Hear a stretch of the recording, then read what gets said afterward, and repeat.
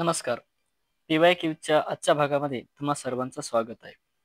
मित्रांनो, आज आपण हेरिडिटी अँड इव्हॉल्युशन या चॅप्टरवरील तिसरा भाग पाहणार आहोत. चला तर सुरुवात करूया. क्वेश्चन आहे, write the name of indicated part in diagram. तर तुम्हाला माहितीच आहे, हा जो डायग्रॅममध्ये इंडिकेट केलेला पार्ट आहे त्याला म्हणतात विजडम टीथ.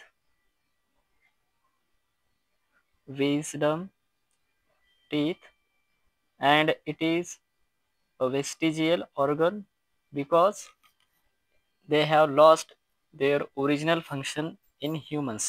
म्हणजे हे एक अवशेष अंग आहे, मानवाच्या शरीरामध्ये असलेलं एक अवशेष अंग आहे ज्याचा फारसा उपयोग नाही. It is not so used for chewing food. म्हणजे अन्न चावण्यासाठी याचा सध्या उपयोग होत नाही.